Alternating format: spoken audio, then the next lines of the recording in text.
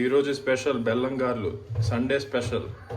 ఈ లోపల ఏం చేసామంటే ఈ గిన్నెలో కొద్దిగా నీళ్ళు పోసుకొని యాలకులు కొద్ది బెల్లం వేసుకొని అలా నీళ్ళలో నానబెట్టింది. తర్వాత దాన్ని బాయిల్ చేయాలి.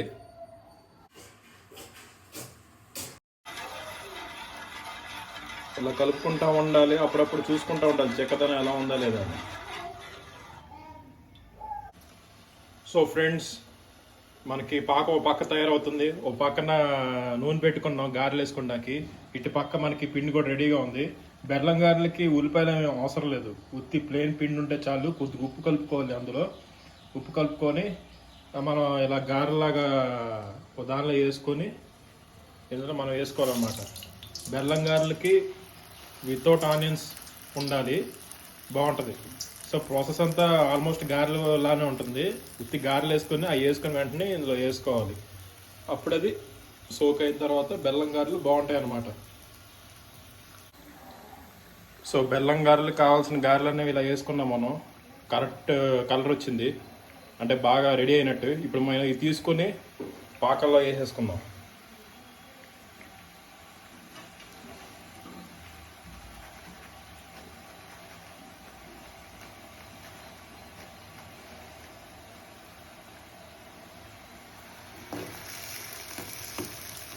ఇలా మనం పాకల్లో వేసుకోవాలి.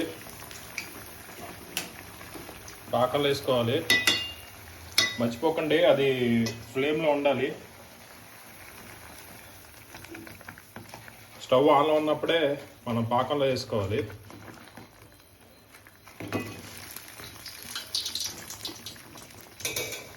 ఇలా మనం దీని ఇందులో ముంచుకోవాలి. ఇది కాసేపు ఆగిన తర్వాత మనం తిప్పుకోవాలి మళ్ళీ. ఇలా వేడి మీద ఉన్నప్పుడు వేసి వద్దామంటే పీల్చేసుకుంటుంది మొత్తం. అది పీల్చుకొని బాగా అది అందులో బాగా నానుద్ది అనమాట. పాకం లోపల దాకా వెళ్ళుద్ది. తినేటప్పుడు జ్యూసీగా బాగుంటుంది అనమాట. సో కొంతమంది ఎక్కువ పాకం కావాలంటే ఎక్కువ పాకం చేసుకుని ముంచుకోవచ్చు, కొంతమంది తక్కువ కావాలంటే తక్కువ చేసుకోవచ్చు. నాకేంటంటే కొద్దిగా అటు ఇటుగా ఉండాలి, మధ్యలో ఉండాలి. అటు పాకంగా ఉండకూడదు, అలాగని గట్టిగా ఉండకూడదు. సో దాని తగ్గట్టుగా ఇలా మనం చేసుకోవాలి. ఇలా ఎంతసేపు ఉండాలి అంటే ఇలాగ మొత్తం పీల్చుకునేంత వరకు మనం ఉంచుకోవాలి. సో దాన్ని బట్టి మనం చూసుకొని చేసుకోవాలి. ఇలా చేసుకొని కాసేపు చల్లారిన తర్వాత తింటే అదిరిపోద్ది. Thank you. Please like and subscribe to my channel.